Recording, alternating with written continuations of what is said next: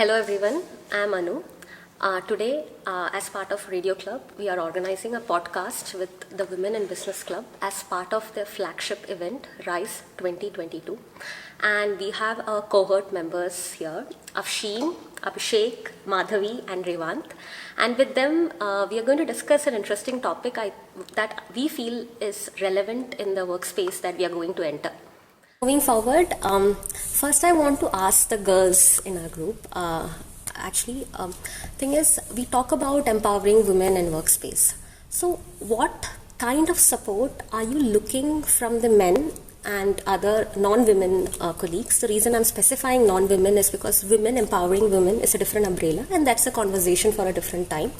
So today, let's talk about men and allies empowering women in workspace. So what, according to you, what kind of support are you looking from them? Right. So I think a lot of us, women and men, usually hesitate when something of that sort happens, when a conversation that's a little sensitive pops up.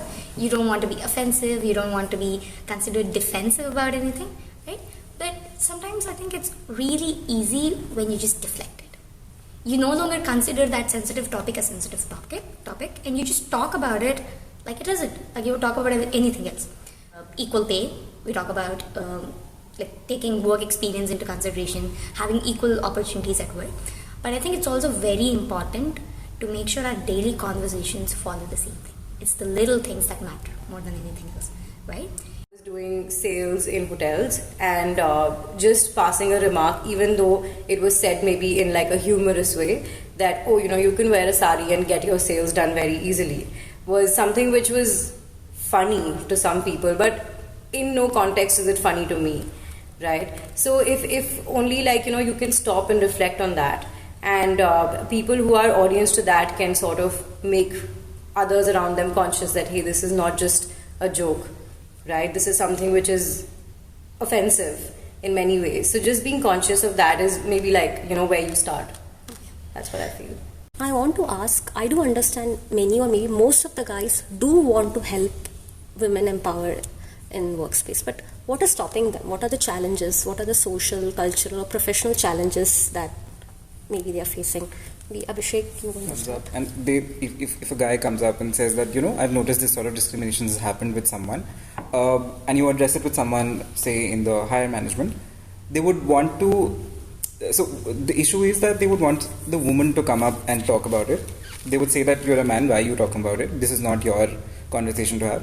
While I agree to that, like to some extent, but I feel that sometimes they don't understand what sort of impact that discrimination has had on the woman, and they might not be in the direct space of head to sort of come and talk about it. Sometimes when a woman is sort of given a leadership role on a project, this not always does it turn out in a, it's not always seen as a very welcome sign by other juniors who probably may. What I have seen is a lot of it comes from the influence of your parents, or if you have a womanly figure in your life, that is where the entire bias also comes in. So even though you know where the line is, there are that 1%, 2% of bias that you have which is ingrained in you, and that comes out, and you're scared as a man all the time that it shouldn't come out in the wrong way. I would like to say that not everyone is aware of the kind of like what's right or wrong when it comes down to those 1-2% biases. So you should give people some leeway, but the conversation has to keep going on. Someone has to stop that person and say, hey, what you're saying is wrong. That I feel men don't do with each other. That is about pregnant women in workspace. So I don't know how many of us have worked with pregnant women in workspace, but we definitely know that when there's a pregnant woman and when she tells that she's pregnant, there are some professional changes that may happen in her life. So I would want to hear your thoughts on that. It is a very complicated matter at the end of the day. There is no set process that you can put in place where you'll be like, okay, this is how you need to deal with the pregnant woman. But I think at an organizational level, if you can get some processes in place where you give the woman some time off, you would ask her how she wants to deal with her work and how she wants to deal with her personal life at that time or point in time. I think that will really help, because go more into the pregnancy, you can see how your body is reacting to it along with the workload, and you need to have continuous review processes with the women, and now this is a very proactive thing that a company needs to do. They have to invest time and resources in this, especially managers who have pregnant women working under them. They need to pick this up and keep a constant tab on that person's mental state, on their physical health, and on the workload that they're taking up, and ask that person how they feel about a particular thing. I think that is the best way to go about this. Just to keep the communication open.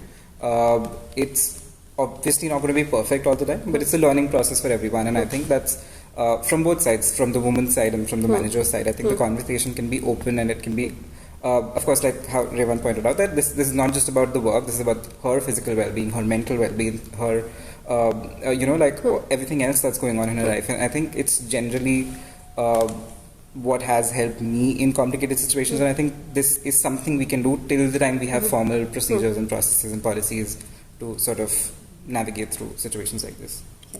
Great. Thank you everyone for giving your time, and we have discussed so many conversations. This is a conversation, I think there is no one solution to it.